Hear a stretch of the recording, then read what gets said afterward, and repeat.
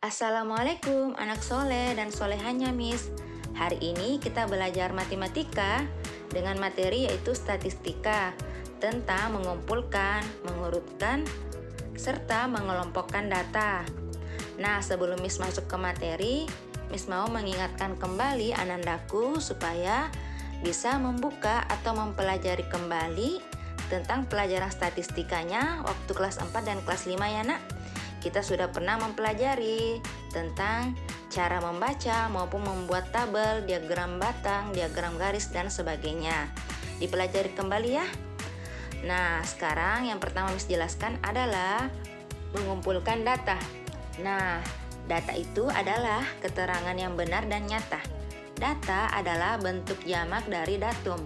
Nah, datum itu adalah keterangan atau informasi yang diperoleh dari satu pengamatan. Sedangkan data adalah segala keterangan atau informasi yang dapat memberikan gambaran tentang suatu keadaan. Adapun tujuan pengumpulan data yaitu untuk memperoleh gambaran suatu keadaan. Yang kedua, untuk dasar pengambilan keputusan. Nah, pengumpulan data dapat dilakukan dengan beberapa cara, di antaranya wawancara, pengamatan, dan kuesioner. Wawancara adalah cara pengumpulan data dengan menanyakan langsung kepada narasumber. Pengamatan adalah pencatatan secara sistematis terhadap unsur-unsur yang tampak dalam objek penelitian. Kuesioner adalah pengumpulan data secara tidak langsung melalui angket. Nah, angket itu berisi sejumlah pertanyaan yang harus dijawab oleh narasumber. Nah, dari penjelasan ini, anandaku bisa paham ya bagaimana cara mengumpulkan data. Selanjutnya, Miss akan menjelaskan tentang mengurutkan data. Untuk memahami tentang pengurutan data, simaklah masalah berikut. Contoh soalnya ya nak. Diketahui data hasil pengukuran tinggi badan siswa dalam sentimeter adalah sebagai berikut. Nah, di sini ada beberapa data tinggi badan siswa.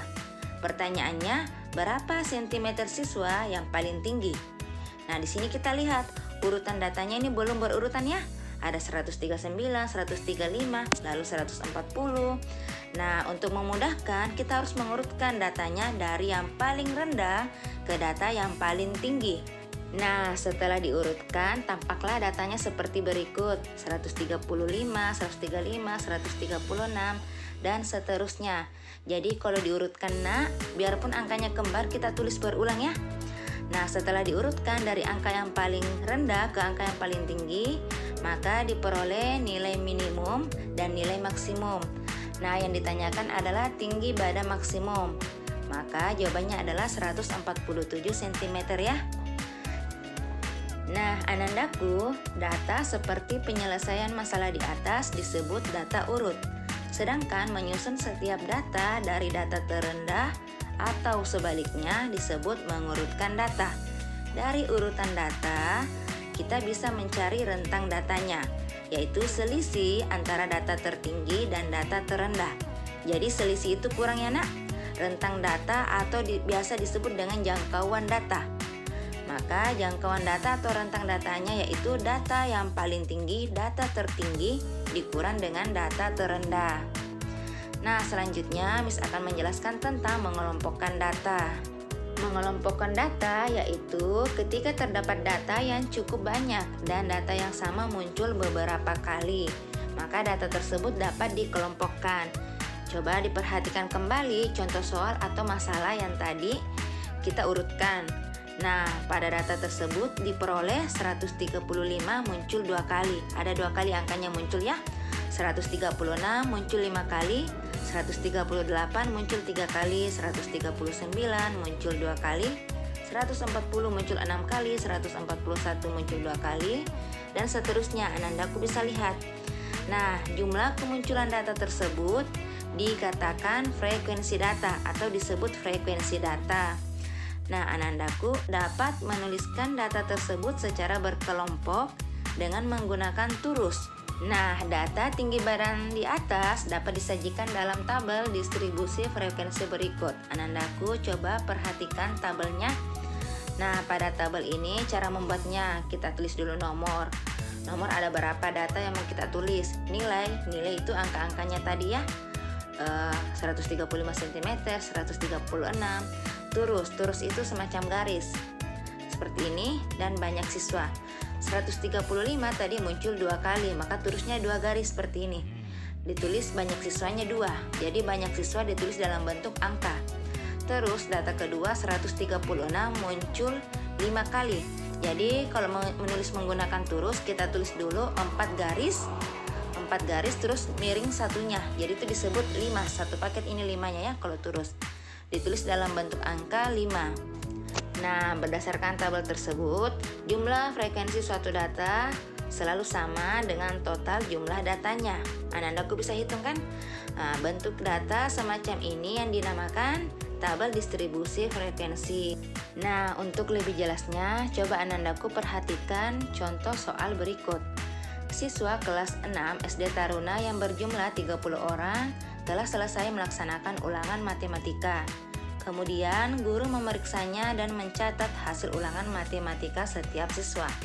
Hasilnya adalah sebagai berikut.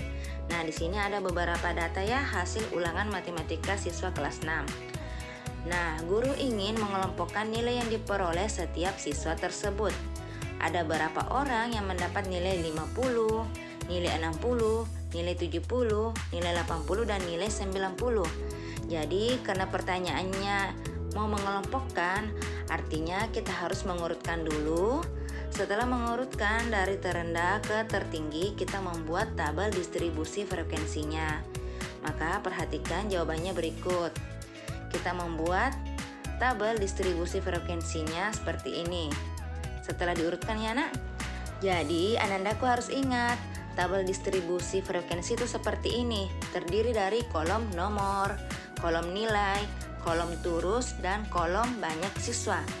Nah, nomor ada berapa banyak data? Ada 5 data pada soal. Nilainya yaitu, itulah datanya. 50, 60, 70, 80, dan 90. Terus turusnya kita hitung ada berapa banyak nilai 50, nilai 60, sampai nilai 90. Nilai 50 ada 3. Kita tulis turusnya 3 garis seperti ini. Dan angka banyak siswa angka 3 ya. Kemudian 60 ada 7 siswa. Kita buat turusnya 5 garis turus dulu. Yang ada garis miringnya itu 5 ya. Terus tambah 2 garis. Dan kemudian banyak siswanya kita tulis angkanya 7. Seterusnya sampai nilai 90. Nah, Anandaku dalam membuat tabel distribusi frekuensi, Anandaku harus fokus ya dalam mengurutkan data dan melihat ada berapa banyak kelompok dalam setiap datanya. Seperti ini, nilai 50 ada berapa, nilai 60 ada berapa, dan seterusnya. Nah, berdasarkan tabel distribusi frekuensi tersebut, maka diperoleh banyak siswa yang mendapat nilai 50 ada 3 orang, siswa yang mendapat nilai 60 ada 7 orang, siswa yang mendapat nilai 70 ada 9 orang, siswa yang mendapat nilai 80 ada 7 orang, dan siswa yang mendapat nilai 90 ada 4 orang. Nah, itulah jawaban dari pertanyaan soalnya tadi ya. Namun, apabila pertanyaannya ada seperti ini, berapa banyak siswa yang memperoleh nilai lebih dari 70? Kalau pertanyaannya lebih dari 70, artinya kita tidak usah hitung 70-nya, tapi kita hitung yang di atas angka 70, yaitu nilai 80 dan 90. Kita jumlahkan banyak siswa yang memperoleh nilai 80 dan 90. Maka jawabannya 7 ditambah 4 yaitu 11 orang. Seperti itu ya nak cara jawabnya. Nah, setelah Anandaku memperhatikan penjelasan dari Miss, sekarang Miss mau Anandaku mengerjakan soal-soal berikut. Ada 6 nomor soal ya nak. Ditulis soalnya dan jawabannya dengan rapih, dengan jelas. Miss tunggu tugasnya ya nak. Sekian dan terima kasih.